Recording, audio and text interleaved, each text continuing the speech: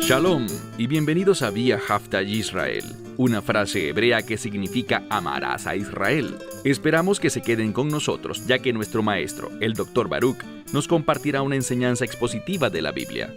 El Dr. Baruch es profesor titular del Instituto Sera Abraham, con sede en Israel. Aunque todos los cursos en el instituto se imparten en hebreo, el Dr. Baruch se complace en compartir esta enseñanza en inglés con doblaje al español. Para más información, visítenos en amarasaisrael.org o descargue nuestra aplicación móvil Mi Estudio Bíblico. Aquí está Baruch y la lección de hoy. Cuando leemos la Biblia, nos encontramos con mucha historia. La historia del pueblo de Dios. Otra manera de decir eso es la historia de los hijos de Israel. Y cuanto más miramos lo que la Biblia dice acerca de esa nación, del pueblo de Israel en la tierra de Israel, más principios espirituales podemos aprender para aplicarlos a nuestra vida, de modo que podamos vivir una vida conforme a la voluntad de Dios. Cuando estudiamos la vida de los hijos de Israel, su historia, aprendemos qué cosas debemos hacer. Aprendemos qué cosas no debemos hacer, y Dios se manifiesta dentro de esta historia para enseñarnos verdades que transforman nuestras vidas. Dicho esto, toma tu Biblia y ve conmigo al libro de Salmos, en el Salmo 44. Libro de los Salmos, en el Salmo 44. Cuando leemos el primer verso en el texto hebreo, encontramos esa inscripción familiar. Esta información que aquí nos dice que esto es para el director principal del coro, el que es el líder de los músicos, para este salmo que se usa en la adoración. Y descubrimos quién lo escribió. Leemos que fue escrito por los hijos de Coré. Y finalmente vemos qué tipo de salmo es. Leemos al final del verso 1 que dice Maskil.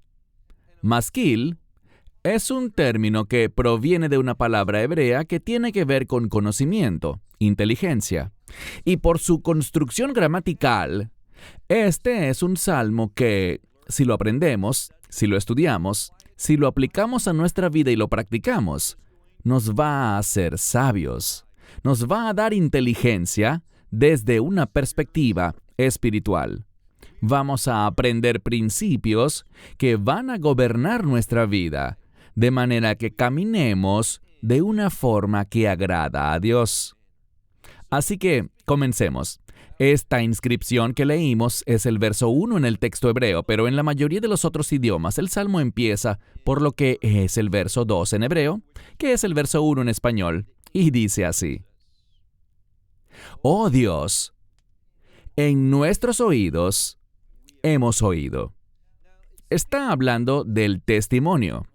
Una vez más, el contexto, como veremos en un momento, es el testimonio que el pueblo oyó en esta generación acerca de sus antepasados, lo que Dios había hecho en el pasado por los hijos de Israel.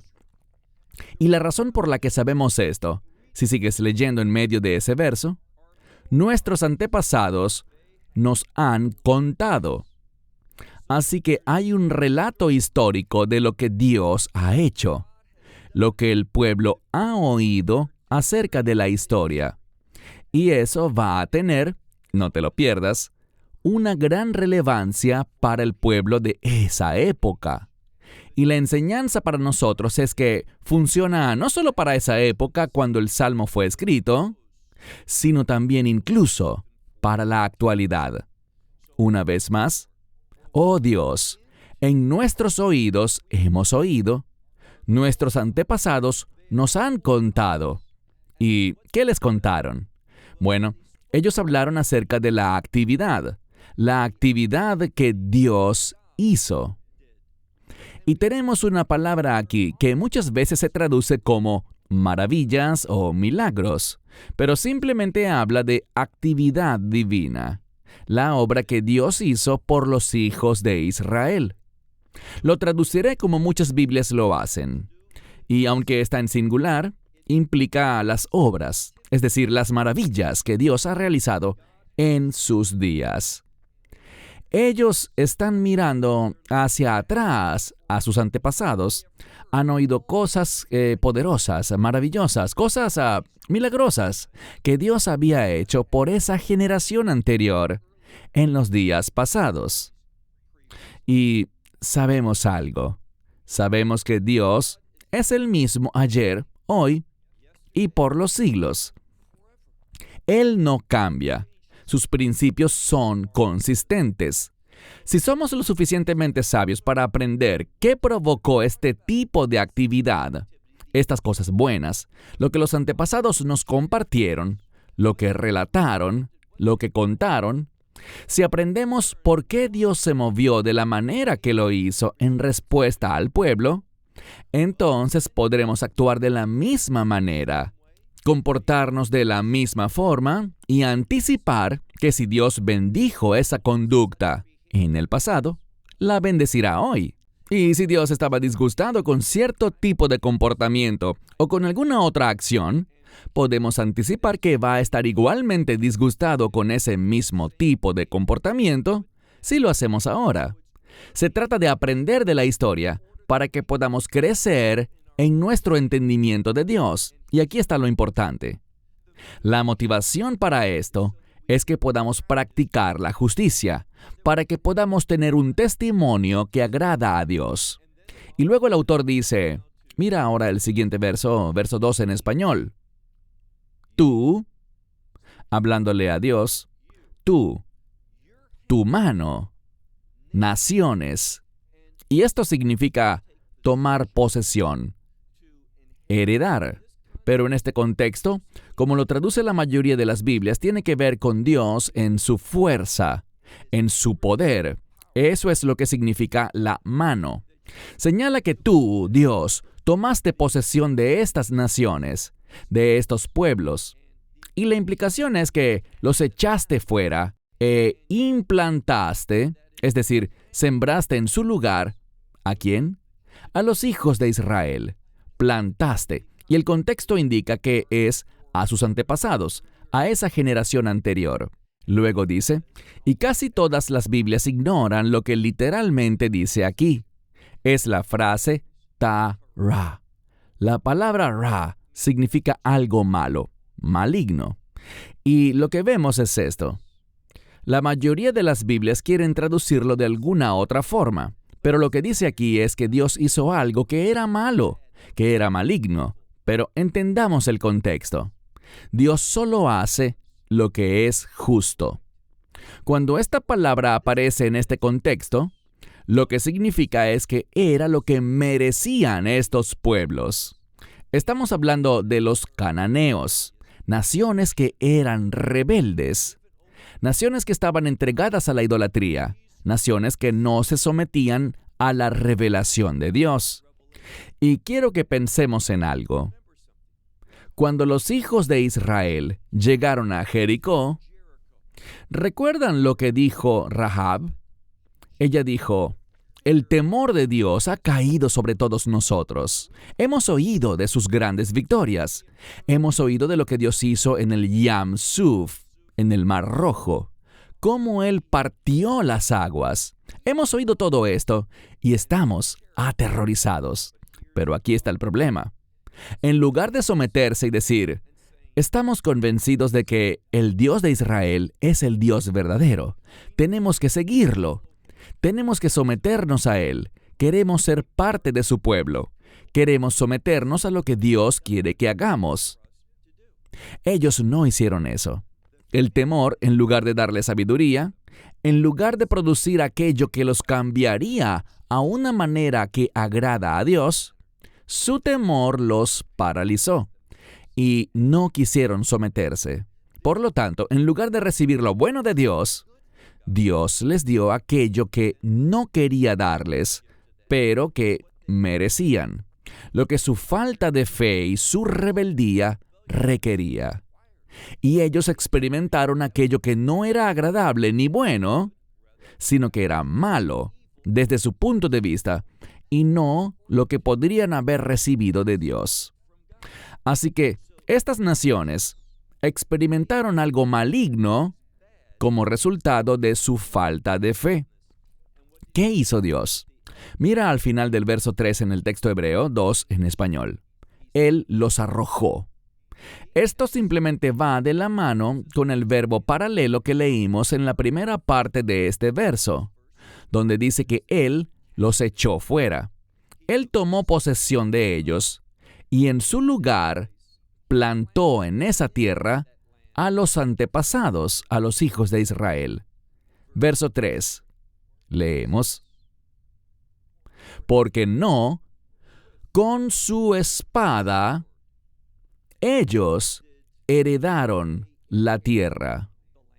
Está hablando nuevamente de sus antepasados. No con su espada, es decir, no con poder, no con armas, heredaron ellos la tierra. Y luego dice, su brazo no causó su salvación, no hizo que experimentaran esa liberación. Así que no fue por ningún poder terrenal. Un principio muy importante que aprendemos. Dios no siempre libera a las personas a través de medios físicos. De hecho, si Dios está detrás, Él puede usar lo físico, puede usar lo natural. Pero lo que vemos en la historia de Israel es que Él obraba en lo sobrenatural. Dios manifestaba esa mano poderosa, ese brazo extendido para traer estos cambios y hacer que los hijos de Israel heredaran la tierra de Canaán. Luego dice, todavía en la segunda parte de este verso, por tu diestra y tu brazo y la luz de tu semblante, de tu rostro. La luz del rostro de Dios tiene que ver con iluminación. Así que vemos aquí que fue la diestra de Dios, su brazo, y el término brazo puede referirse a un descendiente, por lo que esto hablaría del Mesías, aunque no entraremos en eso ahora. Pero fue la luz de su rostro. Y aquí dice algo que es realmente poderoso, porque tú, y en hebreo, es la palabra nutzot, que algunas Biblias traducen como les diste favor.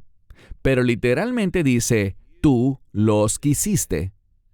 Todo esto nos dice, y es la forma más simple para entender esta palabra, porque esta misma palabra en forma de sustantivo es ratzón, que tiene que ver con la voluntad. Lo que este verso está diciendo es simplemente que fue la voluntad de Dios que este fuera el resultado. Ahora, hagamos una pausa. Lo que vemos es esto. Cuando Dios comenzó a ejecutar su obra de redención, empezó trayendo al pueblo a la tierra prometida. Y cuando Dios terminó su obra de redención, vemos que el inicio fue el éxodo de Egipto, esa gran Pascua que ocurrió el día 14 del mes de Nisán. Y luego la crucifixión ocurrió en ese mismo día, el 14 del primer mes del calendario hebreo. Dios es consistente. Aprendemos estos principios sobre la redención en la misma historia de Israel. Cuanto más entendemos cómo Dios obró la redención para los hijos de Israel, con el fin de establecer esa nación, la nación de Israel, más aprenderemos acerca de la obra del Mesías y lo que Él hará para establecer el reino de Dios. Así que no fue por medios físicos, no fue por alguna ocurrencia natural, en este caso, sino que fue por la diestra de Dios, por su brazo y por la luz de su rostro, su presencia, que Dios hizo algo. Él se movió, porque Él los quería en aquella tierra. Esa era su voluntad. Él es el Señor de señores y Rey de reyes. Él puede cumplir su voluntad y así lo hace. Pasemos al verso 5 en hebreo, 4 en español. Leemos. Tú eres mi rey. Lo que me gusta de este salmista es que él afirma que el Señor es el Rey. Es muy importante que Dios sea el Rey, y somos llamados a someternos a su gobierno. Somos llamados a entender el gobierno de su reino y someternos a esos principios. Así que dice, tú eres mi Dios, o literalmente, mi Rey, oh Dios. Y él dio una orden. La siguiente palabra es Yeshuot. Hay una palabra hebrea que es Yeshua, que no debemos confundir con el nombre de Yeshua. Quiero simplemente decir, y es problemático, que hay mucha gente que está pronunciando mal el nombre del Mesías en hebreo. Este nombre es Yeshua y deriva de la palabra Yeshua. Yeshua es un nombre propio, que significa Salvador. El mismo significado que la palabra Moshiach, derivado de la misma raíz. Y luego tenemos el concepto de salvación, Yeshua. Bueno, este es Yeshuot, que es salvación en plural. Y es un término de victoria abundante. Así que lo que Dios está diciendo aquí en este pasaje es que ordenó esta gran victoria. ¿A quién? A Jacob. Y aquí, Jacob habla de los hijos de Israel. Sabemos que el nombre de Jacob fue cambiado luego a Israel, pero date cuenta que el nombre de Jacob significa seguir detrás, en este sentido, perseguir algo. Y está en tercera persona, tiempo futuro, lo que significa él perseguirá. Él va a ir tras esto. ¿Y qué era lo que perseguía Jacob o Jacob? El legado de sus antepasados. Él quería ser parte de ese propósito de pacto. Quería ser usado por Dios. A Esaú no le interesaba eso. Cuando leemos que Esaú despreció su primogenitura, implica que despreció su legado, la mismísima herencia de Dios. Verso 6. En ti, a nuestros enemigos, nosotros, noten lo que dice, muchas Biblias lo traducen como pisotearemos, y es un término que significa cargar contra algo. Es una palabra que puede hablar de un toro enfurecido, que está listo simplemente para arrasar, pasar por encima del enemigo y atacar. Entonces dice aquí que no es en nuestro propio poder, ni por nuestra propia habilidad y sabiduría, sino que dice, en ti, a nuestros enemigos, pisotearemos. En tu nombre, derrotaremos. ¿A quiénes? A los que se levantan, y eso es lo que dice, y la implicación es a los que se levantan contra nosotros. Esto habla de un enemigo, de aquellos que aborrecen los propósitos de Dios y que aborrecen a sus elegidos, a sus escogidos de Israel. Versos 7 en hebreo, 6 en español. Porque no con arco, es decir, con armas, no con arco confiaré, y mi espada no me salvará. Así que la salvación, la liberación, la victoria, vencer al enemigo, no va a ocurrir por la espada ni va a suceder por el arco. En otras palabras, no van a ser armas terrenales las que traigan la victoria. Quiero hacer una pausa un momento porque hay una enseñanza falsa circulando y esa es que el anticristo va a usar principalmente cosas como la inteligencia artificial y la tecnología. Ahora, ¿la usará? Sí lo hará, no tengo la menor duda.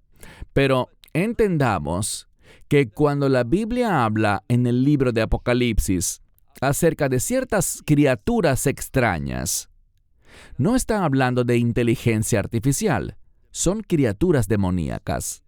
Entiende que en ese periodo futuro, cuando el anticristo esté gobernando, va a haber manifestaciones espirituales demoníacas sobrenaturales, que no se basan en nada que el hombre pueda crear, que el hombre haya hecho o que el hombre pueda hacer. Y de igual manera, cuando hablamos de algunos de los eventos catastróficos que van a suceder, lo que veríamos como desastres, estos tampoco serán desastres naturales. No habrá explicación natural, humana ni científica posible. ¿Quién va a producir estas catástrofes sobre el mundo? Serán el resultado de la ira de Dios. No busques explicaciones naturales humanas. No las encontrarás. Eso pasará simplemente porque Dios dará la orden con su voz. Entonces, estoy consciente de que las cosas están cambiando. Habrá una gran evolución tecnológica que será usada por el enemigo. No hay duda de eso. Pero lo que habrá principalmente es una dimensión espiritual satánica y demoníaca que se manifestará en los últimos días.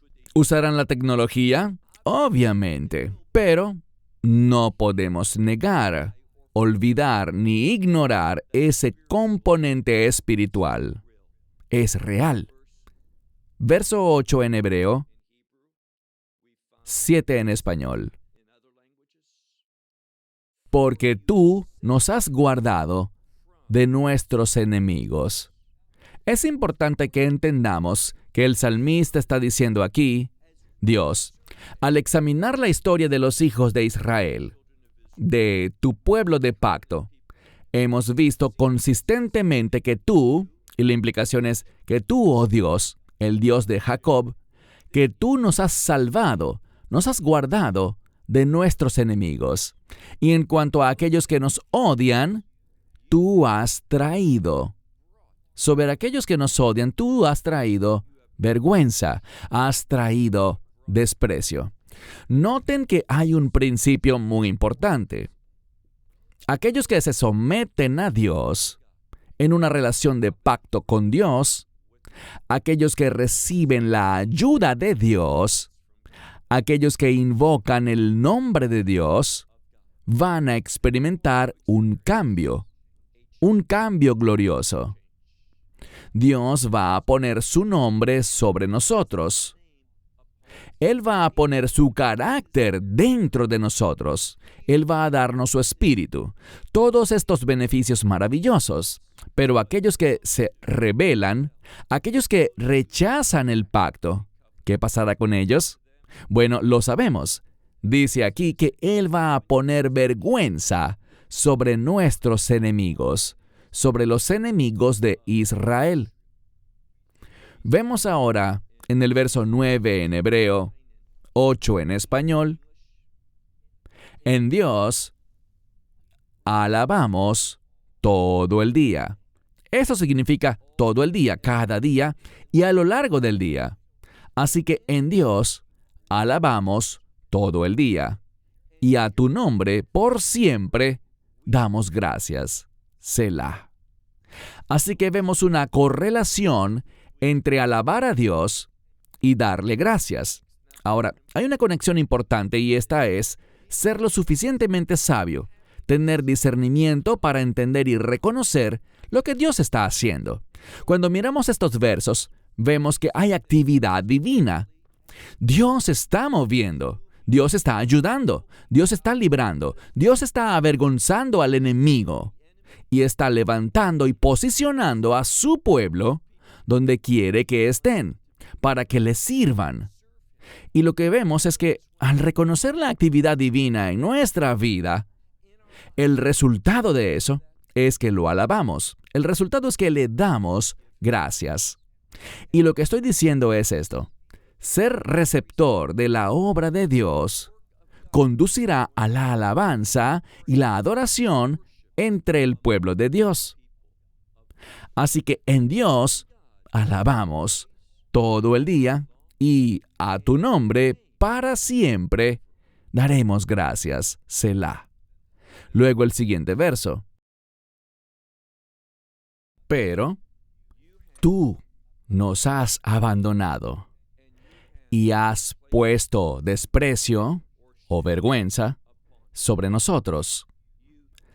No sales con los ejércitos, con nuestros ejércitos. Yo hice una nota aquí en el verso 9 en hebreo, porque hay un cambio en este salmo.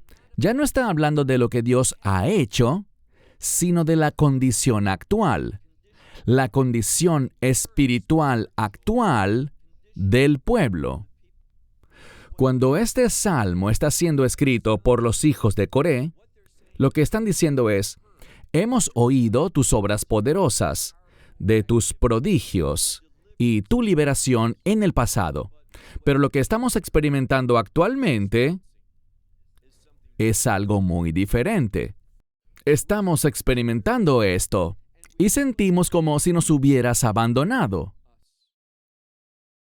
Has puesto vergüenza sobre nosotros y todavía tenemos esos enemigos, esos que nos odian.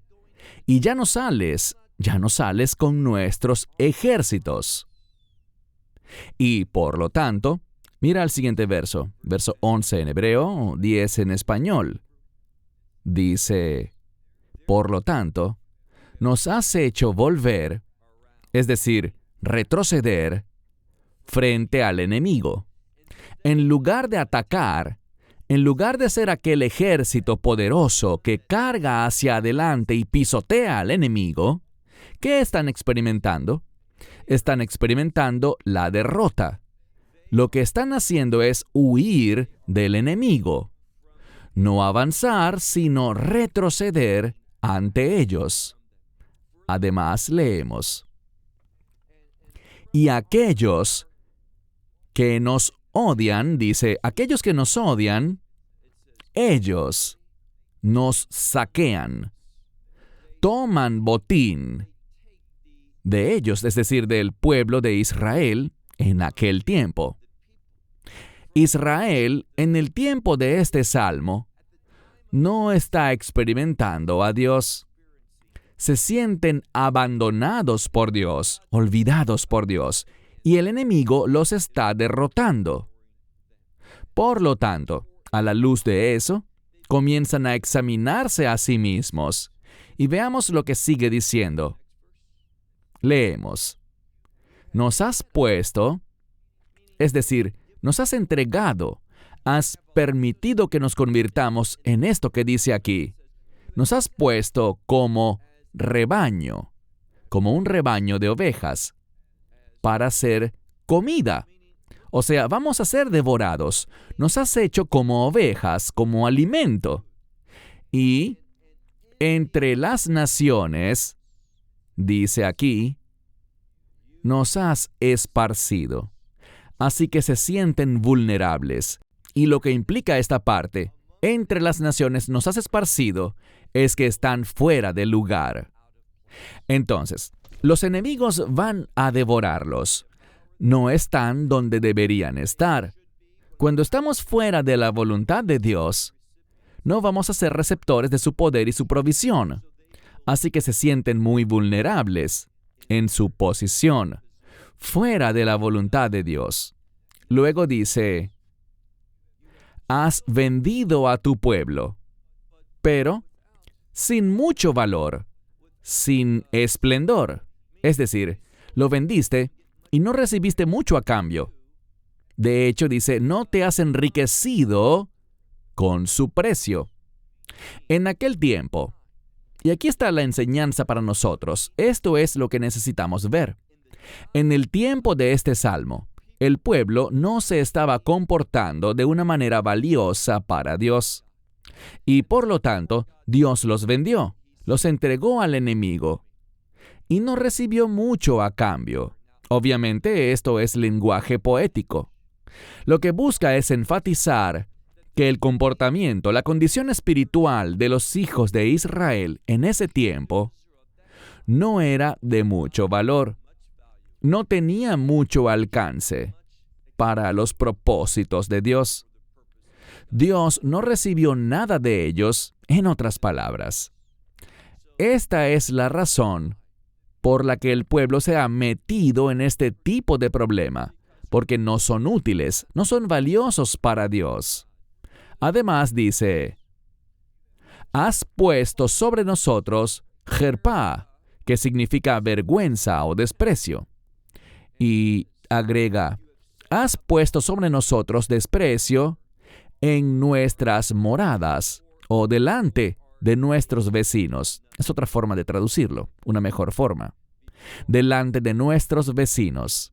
Somos burlados y se ríen de nosotros, aquellos que están alrededor nuestro. Vemos que la palabra vecinos es paralela a estos que están alrededor nuestro, los que están en las cercanías.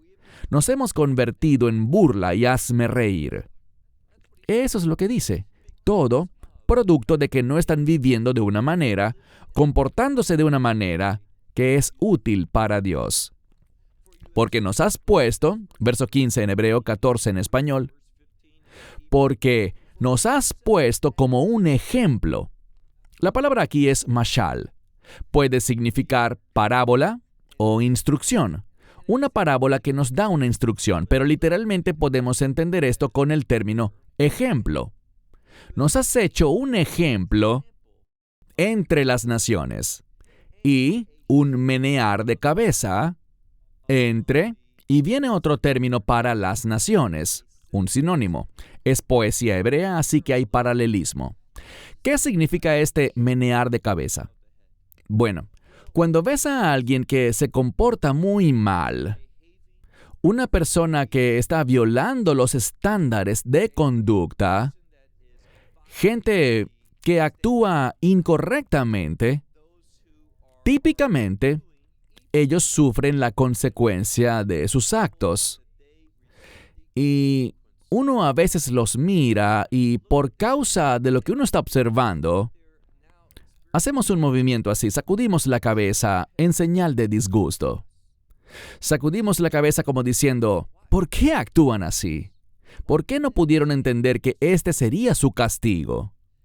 Lo que está diciendo el salmista en este pasaje de la Escritura es esto. Nos has hecho un ejemplo.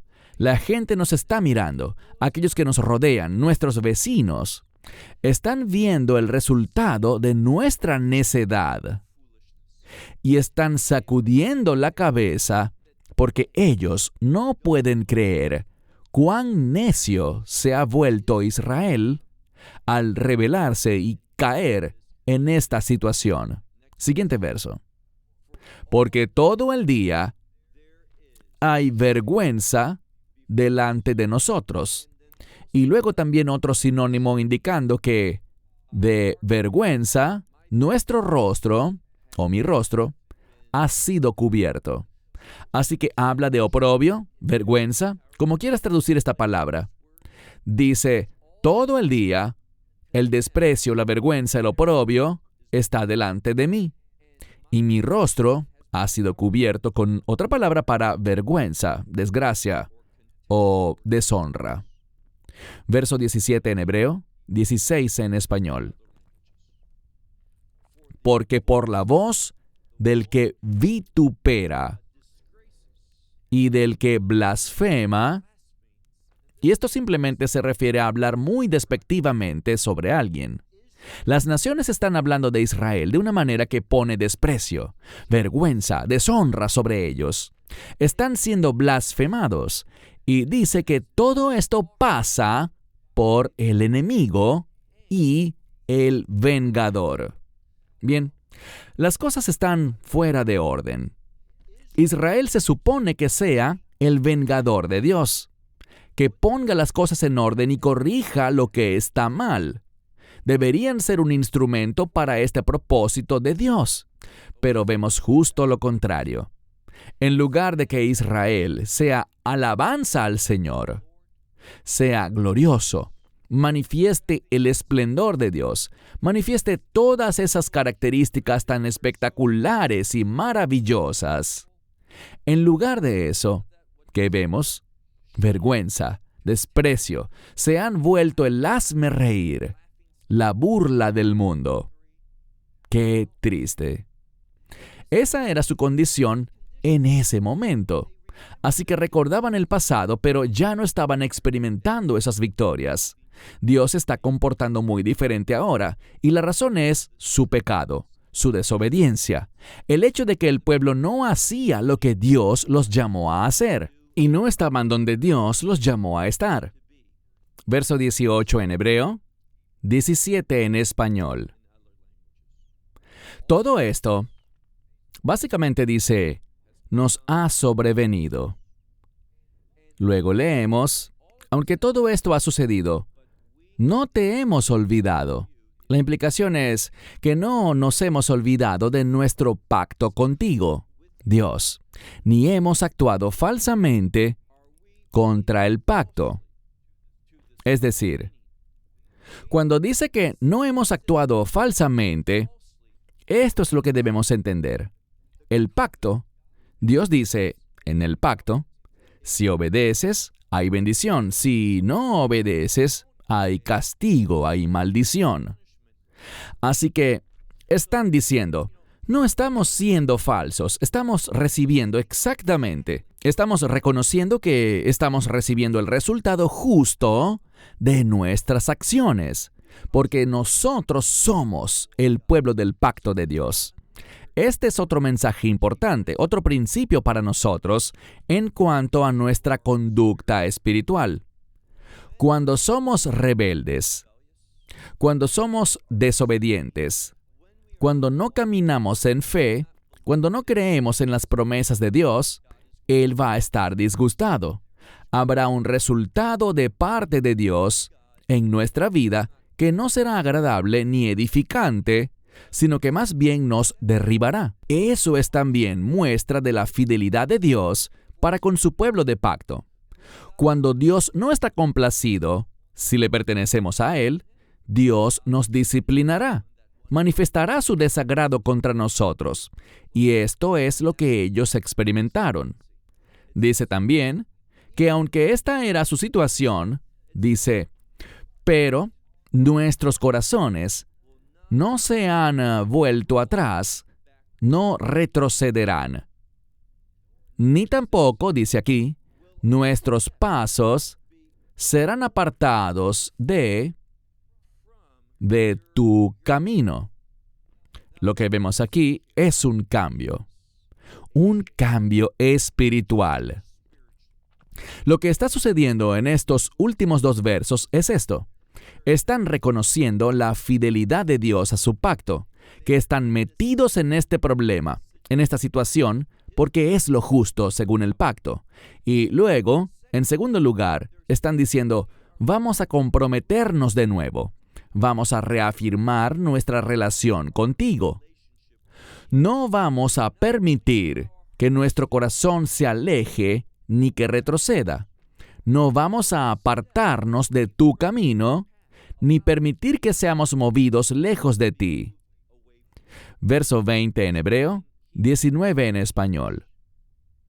Porque en el lugar de los chacales hemos sido traídos a sumisión. Otra forma de entender esto es que hemos sido quebrantados, que Dios, en este lugar, y los chacales solían vivir y habitar no en la mejor tierra, sino en lugares desolados. Entonces allí están ellos, en un lugar de chacales. No es un buen lugar, no es la tierra de leche y miel, sino bastante lejos de eso.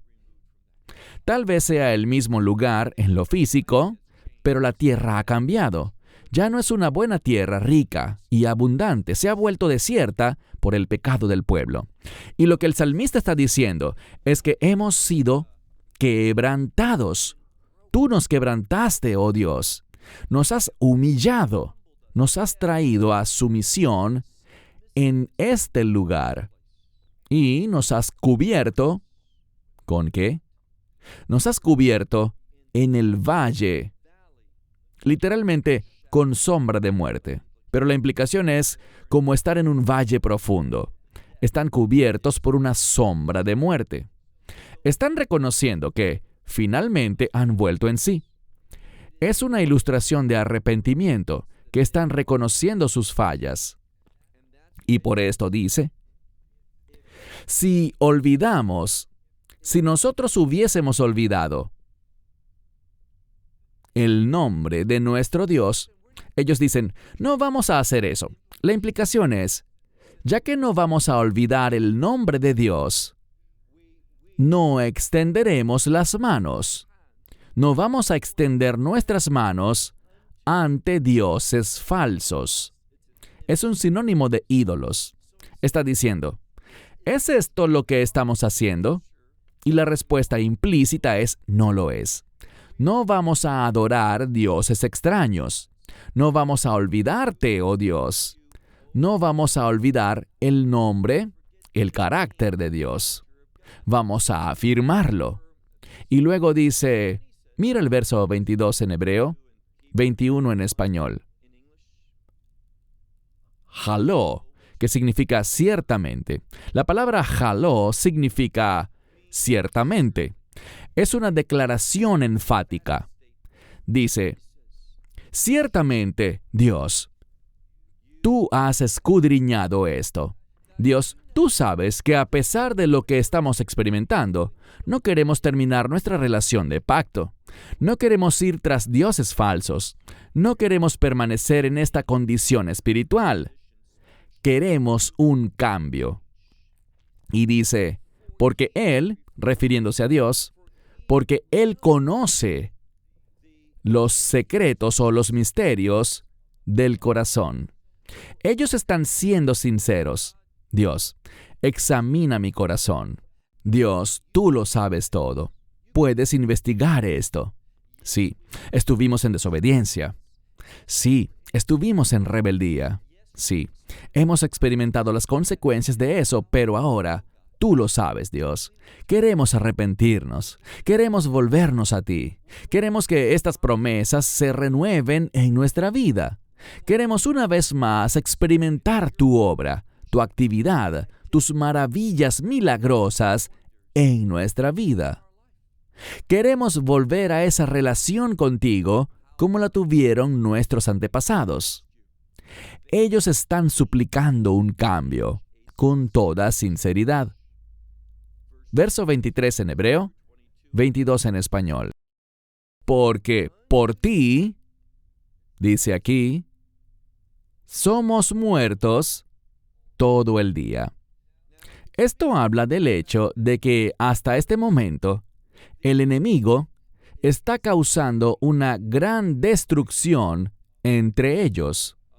Dice, porque por ti no estamos cambiando, no nos estamos sometiendo a ellos, no nos estamos uniendo a ellos, estamos comprometidos contigo, pero aún así, todo el día estamos muriendo y somos considerados como ovejas para el matadero. Entonces, en medio de esta destrucción, esta muerte, este sufrimiento, ¿qué están haciendo? En vez de estar enojados con Dios, maldecir a Dios, decir, ¿dónde está Dios? Él no es fiel con nosotros, ya no nos ama, Él violó el pacto. Ellos no están diciendo eso. Ellos saben que son culpables y están renovando su relación con Él. En medio de la muerte, en medio de gran tribulación y sufrimiento. Creo que esto prefigura grandemente lo que vamos a ver en los últimos días. Esto suena muy familiar a lo que un remanente de Israel, ese tercio del pueblo israelita, dirá durante la angustia de Jacob, cuando recordarán las promesas de Dios, principalmente la promesa del Redentor. Y ese remanente que atravesará la tribulación va a clamar, bendito el que viene, en el nombre del Señor. Ellos lo harán en medio de la matanza y del dolor. Ellos se volverán a Dios. Y por eso dice, estamos listos para el verso 24 en hebreo, 23 en español. Dice, levántate. ¿Por qué duermes, oh Señor? Es lo que ellos están sintiendo. Ahora, nunca duerme ni se adormece el que guarda a Israel. Pero Dios está distante. Dios está callado. está en silencio, no se está moviendo, ni actuando, ni están experimentando su presencia. Así que dicen, despierta, ¿por qué duermes, oh Señor? Y luego hay una palabra que significa llegar a un fin, y significa el fin del sueño. Dice, no nos abandones para siempre. Esa es la implicación. No nos dejes, no nos abandones para siempre. Necesitamos una renovación de parte de Dios. El mensaje es simple. El pueblo quiere renovar su compromiso con el pacto y están suplicando a Dios para que haga su parte en renovar ese pacto. Y, de nuevo, todavía se sienten abandonados y por lo tanto dicen, ¿por qué has escondido tu rostro? Tú, dice aquí, te has olvidado, o sea, te has olvidado de nuestro sufrimiento y de nuestra angustia y de nuestra aflicción. Es una palabra para presión o ansiedad.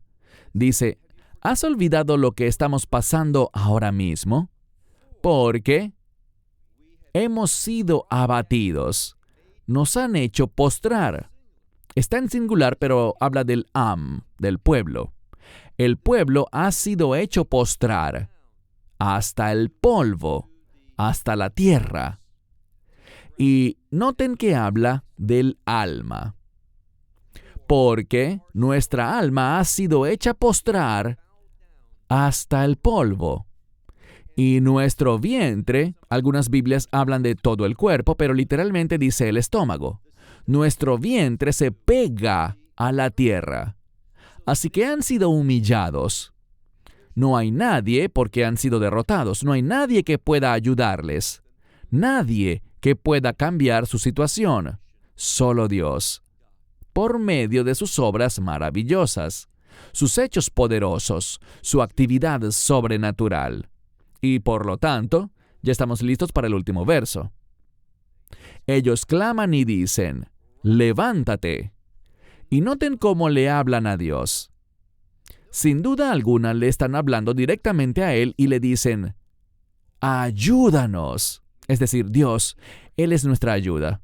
Ayúdanos, levántate por nosotros. Y luego dice, redime o redímenos por causa de tu gracia. Quiero concluir este maravilloso salmo mostrando solo algunas cosas basadas en un estudio de este género literario, arraigado en una comprensión adecuada de la característica principal de la poesía hebrea, que es el paralelismo. Vemos aquí que Dios va a ayudar.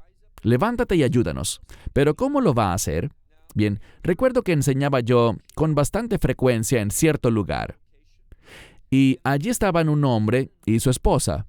Yo hacía preguntas, y el propósito de hacer preguntas era ayudar a la gente a descubrir cómo estudiar, cómo entender correctamente e interpretar la palabra de Dios. Existen leyes para eso. Y el esposo simplemente respondía lo que para él tenía sentido, lo que él consideraba que sería una buena respuesta. Nunca miraba el texto para buscar la respuesta, solo adivinaba. Pero su esposa, ella no adivinaba. Siempre basaba su respuesta en lo que estaba escrito en el texto. Así que si te digo, cuando el pueblo dice, levántate, oh Dios, tú eres nuestra ayuda, levántate, ayúdanos. ¿Cuál es el paralelo de esto? ¿Cómo Dios ayudará al pueblo? ¿Qué término vemos en paralelo? El término es padeinu, que significa redímenos. La ayuda que ellos quieren no es cualquier ayuda, sino que es una ayuda redentora, que Dios los redima. En segundo lugar, descubrimos algo. Descubrimos también que Dios va a levantarse.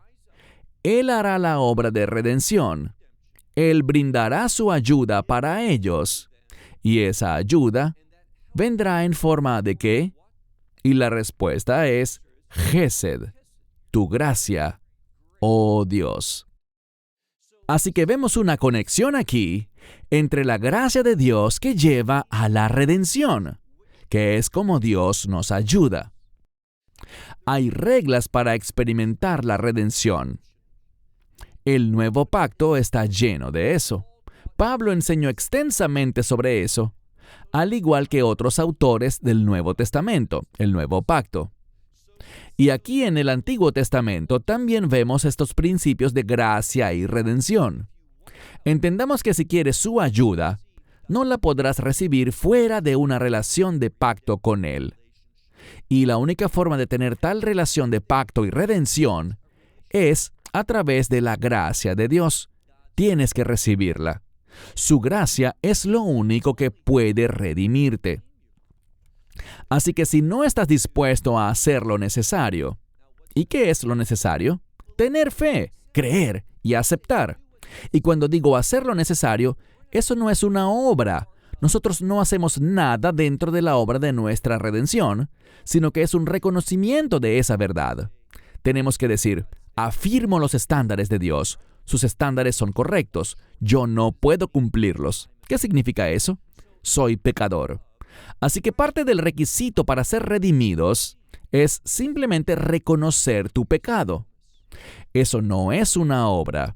No nos dan una palmadita en la espalda porque descubrimos que somos pecadores. Eso es lo que la palabra de Dios nos enseña en la Torá. Uno de los propósitos principales de la Torá es declararme que soy pecador, que no estoy cumpliendo las expectativas de Dios, no estoy viviendo rectamente, estoy violando sus estándares. Eso no es parte de la obra. No estamos participando en la obra de nuestra redención. Estamos reconociendo la necesidad de nuestra redención. Y luego simplemente creemos. Creemos en la promesa de Dios, en lo que hizo el Mesías para que podamos ser redimidos por su sangre. Hay una relación directa entre la sangre del Mesías y la gracia de Dios. Hasta que la sangre del Mesías fue derramada en la Pascua, que es la fiesta de la redención, esa gracia, la gracia que salva, la gracia que nos pone en un pacto eterno con Dios, no estaba disponible. Así que estas leyes de poesía hebrea que aprendemos al comprender el paralelismo son las que nos llevarán a entender lo que la palabra de Dios está diciendo. Cierro con esto hasta la próxima semana. Shalom desde Israel. Shalom from Israel. Esperamos que te hayas edificado con el mensaje de hoy y lo compartas con otros. Te invitamos a seguir nuestros estudios cada semana por este canal y por el portal de YouTube de Amarás a Israel. También puedes descargar nuestra aplicación móvil gratuita, Mi Estudio Bíblico. Finalmente, para obtener más información sobre nosotros, visita nuestra web amarasaisrael.org, donde encontrarás otras conferencias de Baruch en audio, video y texto. Hasta el próximo programa. Que el Señor te bendiga en Yeshua HaMashiach, Jesús el Mesías, mientras caminas con Él. Shalom desde Israel.